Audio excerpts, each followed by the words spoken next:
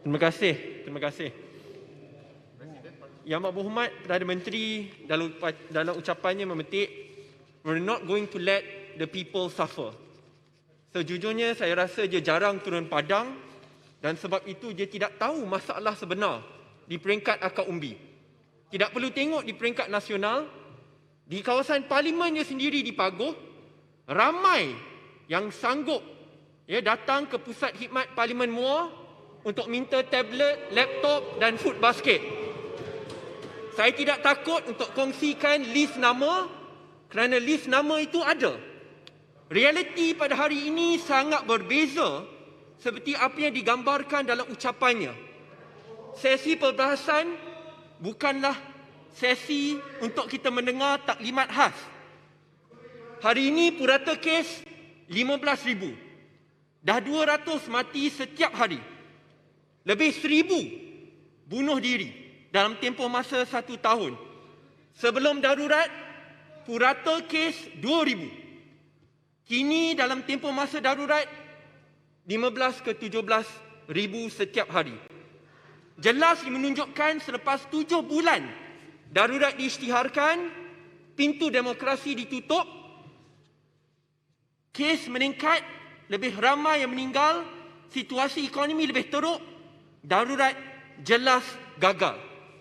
Ini bukan situasi masalah kesihatan semata-mata. Kita juga perlu lihat situasi ekonomi negara. Kini lebih 1 juta rakyat Malaysia menganggur dan dianggarkan akan ada tambahan 500,000 lagi yang akan menganggur dalam 2-3 bulan yang akan datang. Bukan itu sahaja, kajian-kajian menunjukkan lebih 500,000 keluarga yang sebelum ini tergolong dalam kelas pertengahan kini tercicir masuk ke kelas B40. Kadar kemiskinan negara meningkat 2 kali ganda. Lebih 600,000 have fallen through the cracks of poverty. Purata gaji rakyat Malaysia pada tahun ini menurun 17%, tetapi sambil rakyat sengsara, hilang kerja, purata gaji menurun.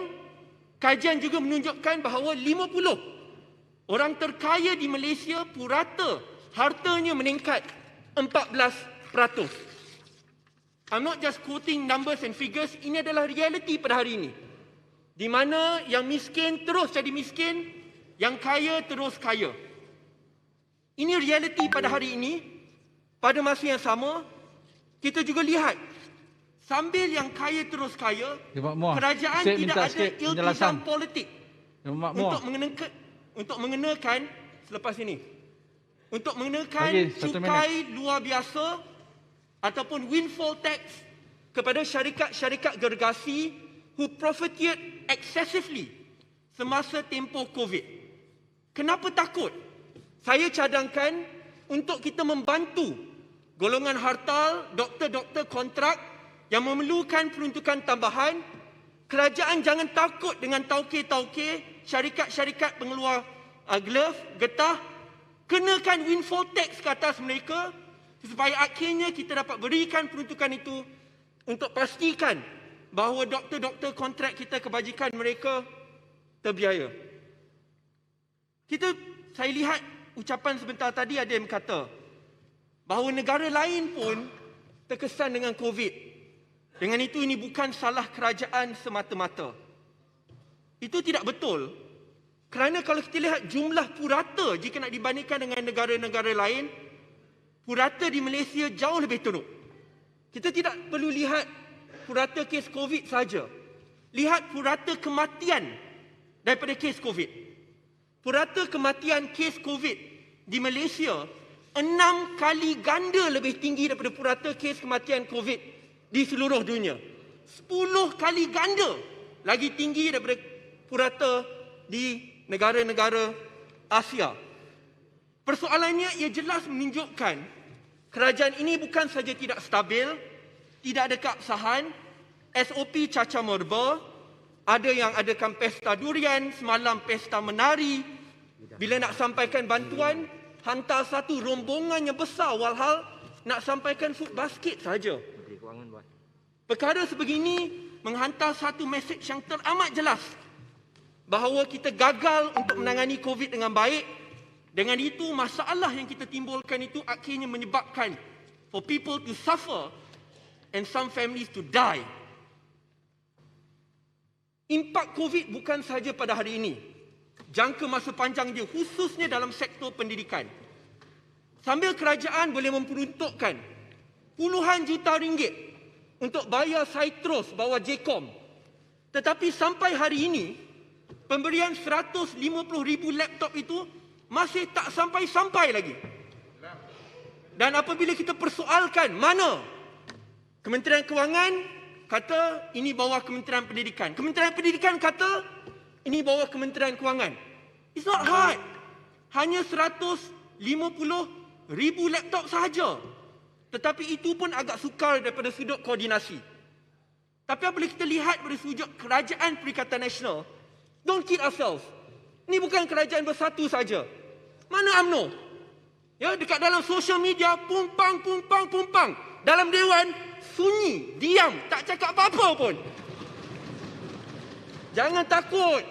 Kalau mereka nak ugut, biarlah ugut. Kita lawan. Ini kalau takut macam ni, oh kerajaan gagal di sosial media. Dalam Dewan, diam, keluar. Kalau nak lawan, betul-betul lawan. Rakyat menilai dan melihat. Apabila kamu membentuk Jelebur dah jemput dah cakap tadi. Kerajaan. Dalam pembangkang, kita akan tuntut. Sebelum ni kata, oh masalah COVID baru mula daripada PH. Amboi. Selepas Dr. Zul letak jawatan, kosong kes. Kini 17,000 sehari. 200 meninggal sehari. Dan lebih 1 juta orang kena COVID. Penjelasan. Minta rumuskan. Masa dah datang. Minta rumuskan Muar. Ahli Parlimen Muar berbohong di Dewan ni. Dia berbohong. Dia kata masa kami letak jawatan kosong kes. Bohong. Itu bohong. Pembohongan. Izinkan saya bercelah. Sebentar. Pembohongan yang mutlak. Sila rumuskan. Saya nak rumuskan, ada seminit lagi. Sila. Muar, bagi saya sikit. Wahai Arau, yang jaga pintu negara adalah Kementerian Dalam Negeri. Siapa Menteri Kementerian Dalam Negeri apabila rakyat China dibenarkan masuk? Tolong jujurlah. Dengan itu, saya rasa yang penting adalah ini. Daripada kita lihat pada masalah, wujudnya kerana kerajaan tidak ada keabsahan. Bekas menteri beliau yang gagal masa tu. Cadangan-cadangan yang telah pun diketengahkan. Laptop-laptop yang harus disampaikan secepat mungkin.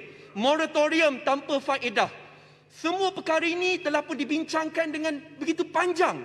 Tetapi akhirnya tidak ada jalan penyelesaian atau tidak ada proses pelaksanaan langsung. Dengan itu saya ingin cadangkan dalam Dewan ini, khususnya pada minit-minit yang terakhir tadi, tiba-tiba diumumkan darurat telah pun ditamatkan atau diberhentikan minggu lepas. Dengan itu khususnya apabila Presiden UMNO dan UMNO mengeluarkan kenyataan tidak lagi menyokong Perdana Menteri untuk kita ada kerajaan yang stabil, perlu ada undi percaya dalam Dewan Rakyat ini. Terima kasih. Assalamualaikum warahmatullahi wabarakatuh. Terima kasih Yang Berhormat Muar.